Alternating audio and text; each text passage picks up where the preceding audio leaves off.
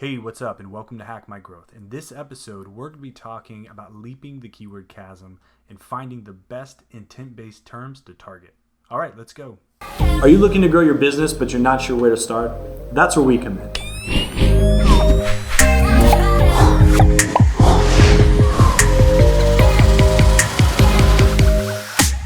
As I said in the opener, we're going to be talking about leaping the keyword chasm. And the chasm, what we're talking about, is very similar to the technology adoption lifecycle that is laid out in Crossing the Chasm. Now, when we're telling our story through search, there's certain things that we need to do to make sure that we move our users from start to finish in their journey. And the goal of this video is to give you tips to finding the right intent-based terms to target. So why is this important? There are gaps between researching a solution and taking an action. And many times SEOs miss this. They don't take the time to really understand the funnel, and users do a lot of different searches before they actually take an action. About 1 in 5 searches lead to a change in the search query itself. So this means that a user types in something, they don't see anything they like, so they literally change how they type in that query to get more topic or contextual based information to meet their needs. So when we focus narrowly on topics like SEO or keyword research or content marketing, we miss out on connecting and engaging our audience throughout the entire journey and really meeting them where they are. So this is really important for us to look at the entire funnel process and how our users move through that in order to make sure that we are informing them and giving them the information they need. So the funnel has changed quite a bit. The traditional marketing funnel is very linear. You've got awareness up at the top, and you've got some sort of consideration in the middle, and it results in a conversion at the bottom. Now, this is the way it worked when marketing and advertising was controlled by just a few channels. But today, the user controls the channels and the mediums that they use to engage and educate themselves. So each journey ends up being very unique. Right here, we just have 3 examples of possible journeys that users could take, and they are very unique to the specific user and the end goal that they're looking for. So users typically engage in many different touch points across a number of devices and a number of different channels. And some of them even continue to make that search or investigate and research after they've made a purchase or did some sort of conversion action. Now, there's a pretty good, just short piece of content by Think with Google that talks through these different search intents and actually walks you through how some of their users, based on the click data that they've reviewed, have used search to inform themselves throughout the process. So most of the time we look at keyword research and the way it's taught and shown online is we focus on informational queries that deliver a lot of traffic volume. Maybe these very broad terms that we're targeting with a few long-tailed variants. And then we might create like a pillar page around it or something where we have this core topic, we write a couple blog posts around it that are a little bit more broad, we do the internal linking and push people towards the top, or hopefully our content will rank. Now, not to say that strategy is bad, because it's not, but I think there's some missing pieces if you don't look at the entire journey. And so what happens is you have these core topics and some long-tailed variants, and then you've got maybe your product and transactional-based terms at the bottom, but what you're missing is that connection where people are not just coming in to learn and then after a couple clicks get a product, but really what they're looking for is that second level of information, that second level of engagement where trust is made. And that's where the real currency of today's economy is in trust, and people aren't going to take that action and engage with you until they can trust you. So we have to decipher this gap and then start to fill in the content and the context through that process. So the goal of SEO isn't just more organic traffic, at least it shouldn't be. It's really about meeting your target audience where they are with the right information when they need it the most. And it doesn't just encompass the top of the funnel, it should encompass the entire marketing journey. So let's look at how we can start to close this gap using some information that's readily available to us. All right, so I've logged into Search Console, and where we can start right now is just by exporting the last 3 months of our data. You can go further back if you want to, but this is an example of a process that I've been working through to help tell better stories and leverage search to do that. I like to export it to Google Sheets. Once you've exported into Sheets, it's going to look like this. You're going to have a bunch of things down here at the bottom. I've already added a couple here. I didn't want to bore you guys with all the steps and me filtering things, so I just want to make it a little bit easier for the video. But you're going to get the queries, you're going to get the pages, countries, devices, search appearance. So they're just going to drop it all into Sheets for you, which is really helpful.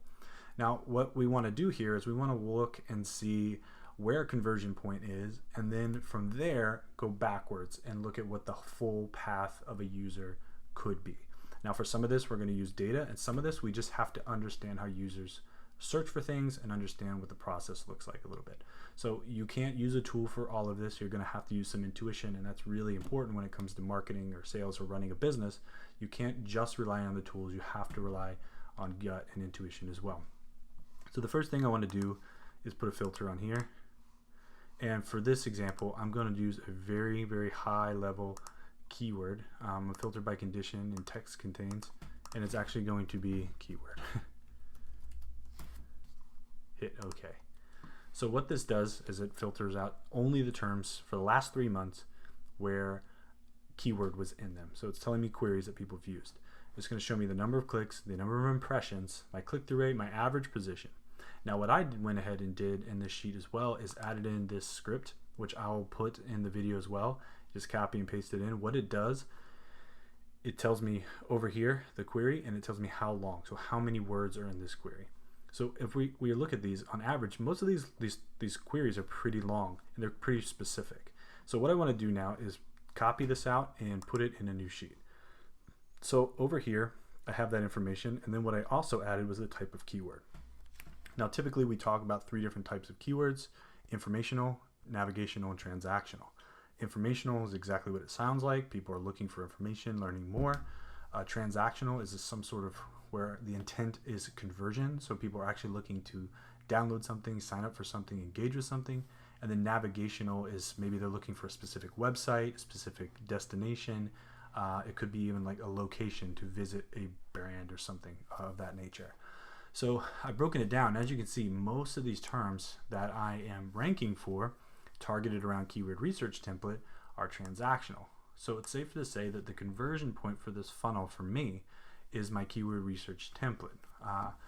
And it's something that we've developed and we use, and it can be really helpful when you're getting started and just kind of look at what keywords to target.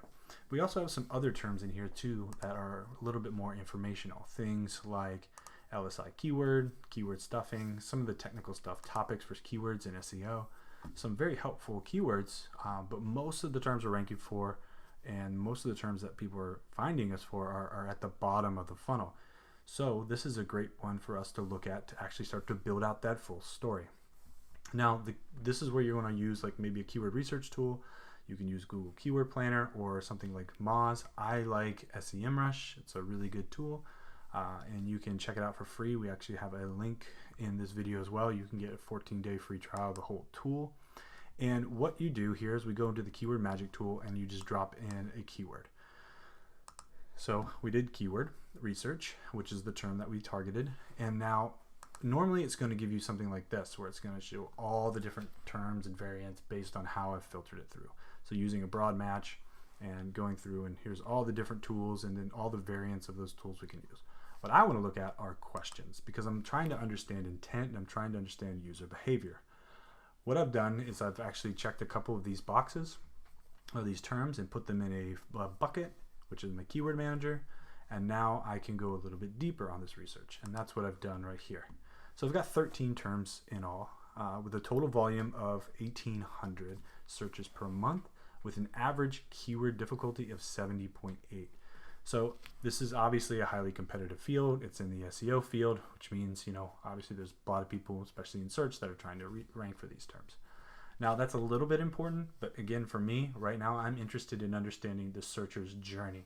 And that's going to help me really improve the total number of terms I rank for, but also helping that to build trust within the search results with users who find my content and engage throughout that journey. So as you can see, we've got a number of different terms: how, what, how to, what is, why. These different terms where people are really researching and understanding at different levels. It's going to show us the volume. It's going to show us SERP features. This is really important for us to look at, because this is going to tell us some areas where maybe we can earn some positioning that's maybe not in the blue links, but maybe it's in the knowledge panel or image search or video search. It gives me the estimated click potential, so how much of the traffic I could possibly get if we rank in the top for these given keywords. And then it actually will give me the competition. So once again, I've exported this information, and I've copied it in here into sheet 2. The reason I'm exporting in here, that way I have one place to work off of it. So here's all my keywords, here's my volume, here's all my SERP features. Now you can see there's a lot of different SERP features to work with, and then here's all the competitors I'm going up against. This is important because I can also find more terms, like how to do keyword research, beginner's guide to SEO. These are certain terms that I also could target based on what my competition's ranking for and what they're going after, and can help give me some better understanding for these specific terms. From here though, I want to start building a story, and I want to start understanding the gaps, right? And not just ranking maybe at the top like LSI keyword, which is really broad, and then go all the way down to keyword research template. There's a huge gap there in the middle. So this is where the manual process comes in, and you can use any mind mapping tool. I would normally do this on pen and paper. That's a little bit harder to show here in a YouTube video. So what I did is I made it here in just Google Drawings. And as you can see, I have kind of a funnel here, starting at the top and working our way down.